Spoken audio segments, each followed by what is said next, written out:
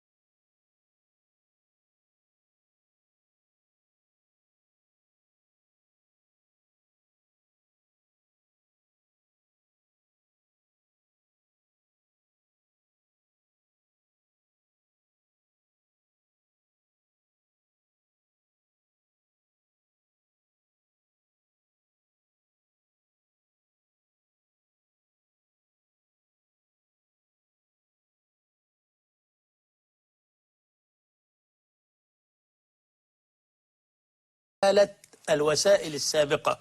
كمان تكريم الإسلام للمرأة أنه لم يجز العقوبة بالضرب كما قال أهل العلم إلا في حالة واحدة، عند امتناعها عن فراشه. عند امتناعها عن فراشه. نعم، لأنه أين يذهب الرجل؟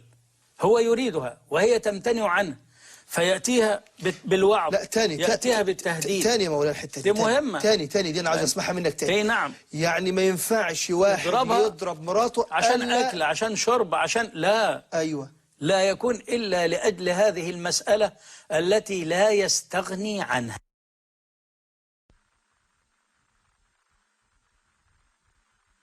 ولا بد أن نعلم أن الضرب عقوبة شرعية لا يملك إنسان أن ينكره، لأن الذي شرعها هو الذي خلق هذا الإنسان. ولأنك يا عبد الله إذا اشتريت جهاز أو سيارة تعطى دليل كتالوج يبين لك طريقة الاستخدام. فالذي خلق الإنسان هو الذي أنزل هذا الكتاب ليبين الإنسان الخطى والطريق الذي ينبغي أن يسلكه. ولن نستحي أمام أمم الأرض في أيام جهلها أن نقر أن هذا من شريعته، وأن نذكر الغافلين الجهلة من أبناء أمة الذين ساروا في ركاب القوم أن القوم اليوم يعترفون بهذا الإعجاز في هذه الآية، بالإعجاز في هذه الآية. فإن من النساء أصناف ثلاث لا يمكن أن تستقيم الحياة معها إلا بالضرب. واضربوهن. في هذه الآية إعجاز أن أصناف ثلاثة من النساء لا يمكن أن يعيش معها رجل إلا والعصا على عاتقه. المرأة الأولى فتاة ربيت على هذا، يطلب منها أن تذهب للمدرسة فتمتنع، يضربوها. كلي، لا أريد، يضربوها. هكذا اعتادت على الضرب، تربت على هذا. فنسأل الله أن يعين زوجها عليها بعد ذلك، ولن يستقيم معها إلا إذا كان ضرابا للنساء. والمرأة الثانية امرأة متعالية مترفعة على زوجها لا تحسب له حساب، هذه أيضا لا تستقيم إلا بالعصر. والمرأة الثالثة امرأة فيها انحراف لا تقتنع بقوة رجلها إلا إذا قهرها، وإلا إذا ضربها، وإلا إذا انتصر عليها عضليا وهزمها بصوته.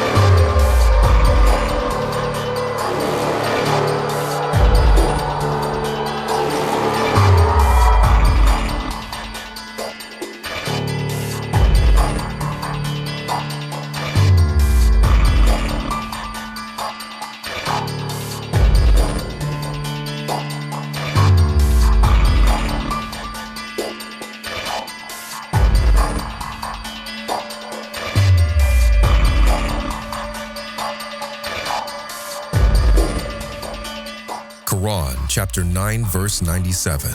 The desert Arabs are the most severe concealers of the truth and the biggest hypocrites. and more without knowledge of the limits of what Allah sent down to His Messenger. And Allah is omniscient, most wise.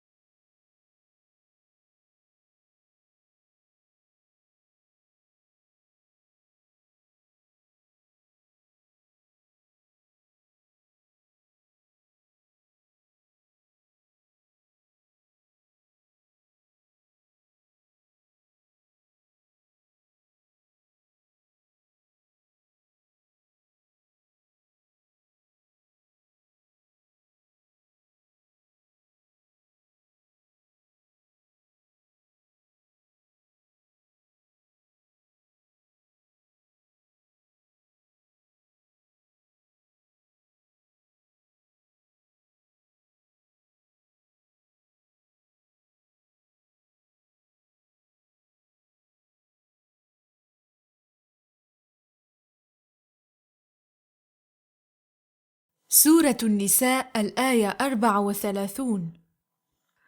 الرجال قوامون على النساء بما فضل الله بعضهم على بعض وبما أنفقوا من أموالهم فالصالحات قانتات حافظات للغيب بما حفظ الله واللاتي تخافون نشوزهن فعظوهن واهجروهن في المضاجع واضربوهن فإن أطعنكم فلا تبغوا عليهن سبيلا إن الله كان عليا كبيرا.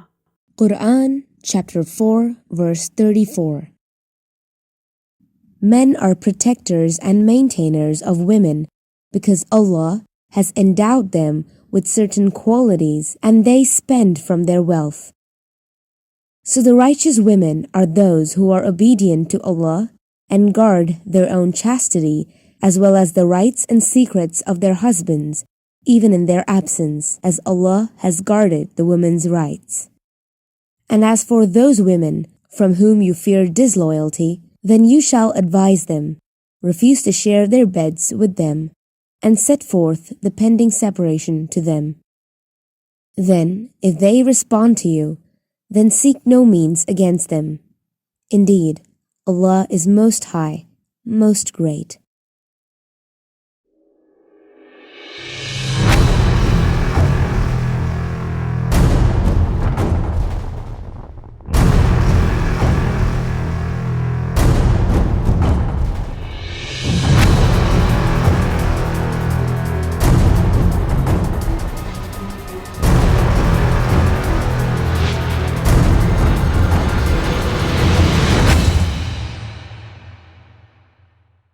The Arabic word idribhunna in the context of Qur'an chapter 4 verse 34 does not mean to beat, hit, strike, or lay any form of physical punishment on your wives or any woman for that matter.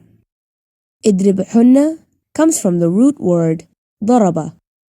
This root word daraba has been mentioned probably more than any other Arabic word in the Qur'an and probably has more meanings and definitions than any other Arabic word. When you research this root word, it really amazes me to see how some religious leaders will only accept the meaning of beat wives, like beat your wives, when there are far more logical definitions of this word that fits perfectly in the context of this verse. There is nothing in the Qur'an that gives the man the option to beat his wives. The problem that we have is that there are some religious leaders who are misinterpreting the proper meaning and context of this word in verse 34. The consistent meaning or definition of idribhunna, which comes from the root word daraba, is separate, walk away, avoid, leave. Now I want you to look at the screen. I proved two sources from Lane Lexicon, and we can all see that daraba means separate. And this right here is the perfect and correct meaning and context of idribhunna in verse 34. When most people look at this verse, For some reason, they do not even bother to look at the next verse, which is verse 35. It is very important that you look at verse 35 because this helps provide the correct understanding and context of idribuhunna in verse 34. When you read verse 35, we see that there is a separation between husband and wife regarding their marriage. Both sides of the family will get an arbitrator to try to help resolve the marital problems, so there is a pending separation. The couple may decide to reconcile their differences and preserve their marriage, or they may divorce, which will be a permanent separation. And this is why we know that idribuhunna in verse 34 means set forth the pending separation. And don't forget the fact that the root word daraba, which I have proved, means separate.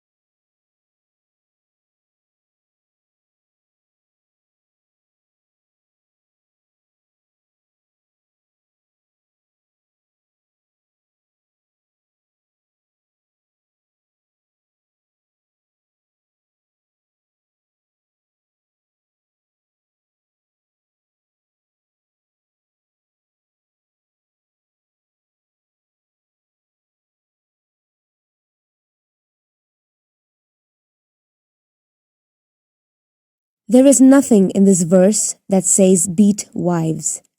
That interpretation is false.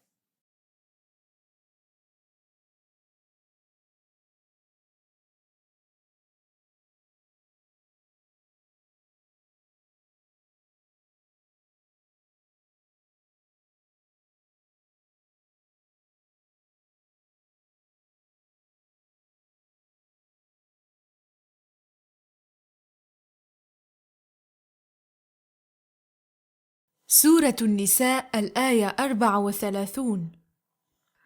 الرجال قوامون على النساء بما فضل الله بعضهم على بعض وبما أنفقوا من أموالهم فالصالحات قانتات حافظات للغيب بما حفظ الله واللاتي تخافون نشوزهن فعظوهن واهجروهن في المضاجع واضربوهن فإن أطعنكم فلا تبغوا عليهن سبيلا إن الله كان عليا كبيرا.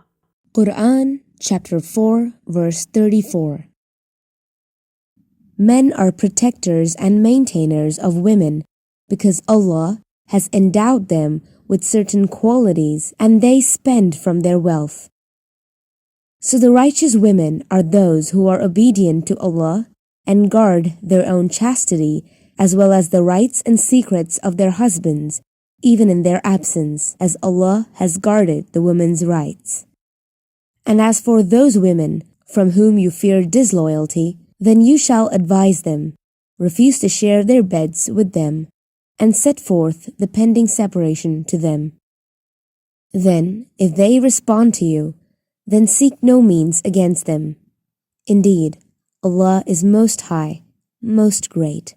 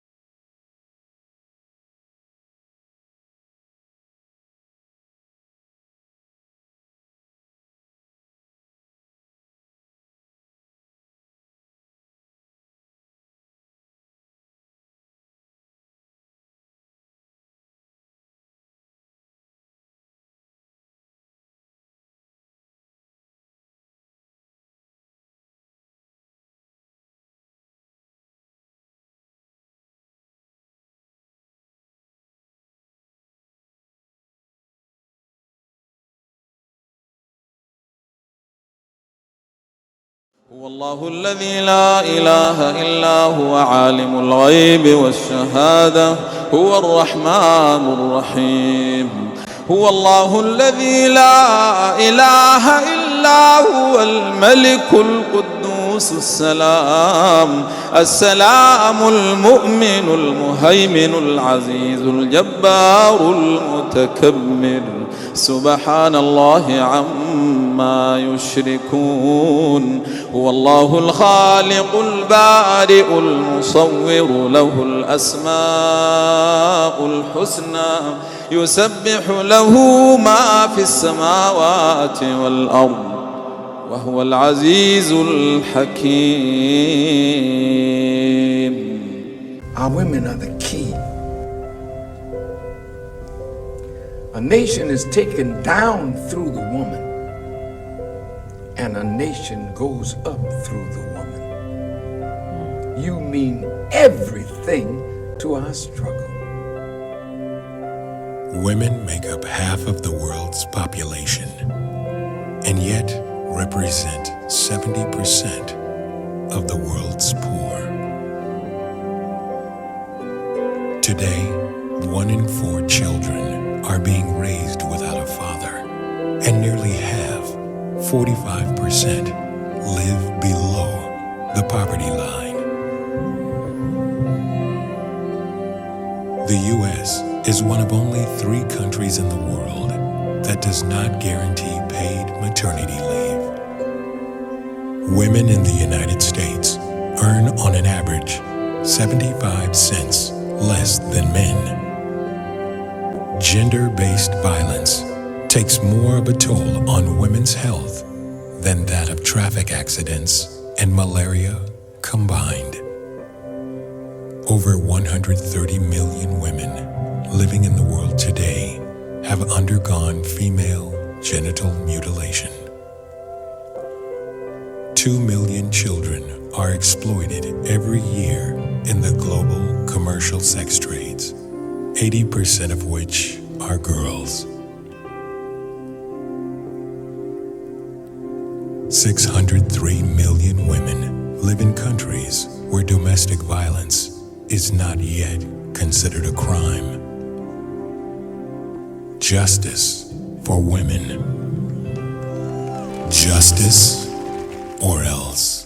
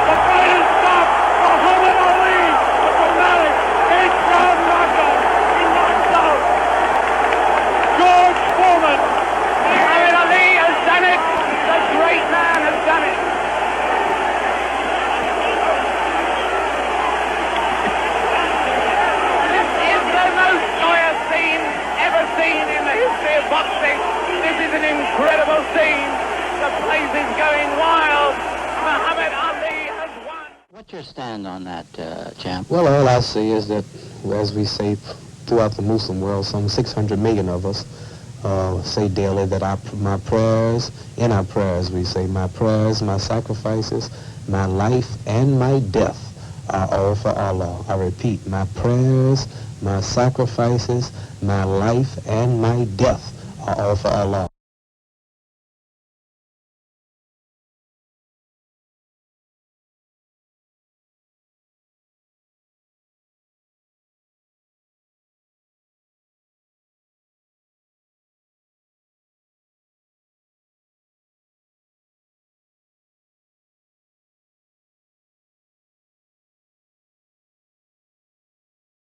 Their husband can beat them, and according to the Qur'an, they can't do nothing. They can hide that. Thank you. You can actually hide the bruises. Now I see why they wearing them dresses. They wearing them dresses so they hiding all the ass whippings the Muslims giving them, according to what Muhammad said they could do to them. The purpose of the Muslim dress code is to set the example and to display chastity, modesty, holiness, and righteousness. Allah's prescribed dress code will guard you against evil and help prevent being insulted, lust, fornication, rape, molestation, etc. Allah's prescribed dress code will help a man and a woman get to know one another on a higher spiritual level. Thus, you will be able to dig deeply into each other's mind and into each other's heart to see what you are really about, and thus then fall in love on this basis first, rather than have the usual relationship that was structured on sex alone. This is why the majority of relationships fall apart, because once the sex wears out, you find out that there was nothing else there from the beginning. The reality was that there was nothing but an empty void, which you will discover once the sex goes out or wears out. All this can be avoided if the man and woman would take time to really develop a relationship and become in tune with one another mentally and spiritually, instead of looking at one another as a piece of meat. The sex will always be there, and Allah's prescribed dress code will help prevent all this. Not only does this dress code manifest all that I have just mentioned, but it is also the mark of a Muslimah. Allah's prescribed dress code other purpose is to distinguish us from others, especially Christians who are pagans walking around society half naked. And this is why in the Qur'an it makes it very clear that women that properly covers their bodies will be recognized as righteous women. Our dress code is a mark of a Muslim, one who is of peace, and we need to set the example.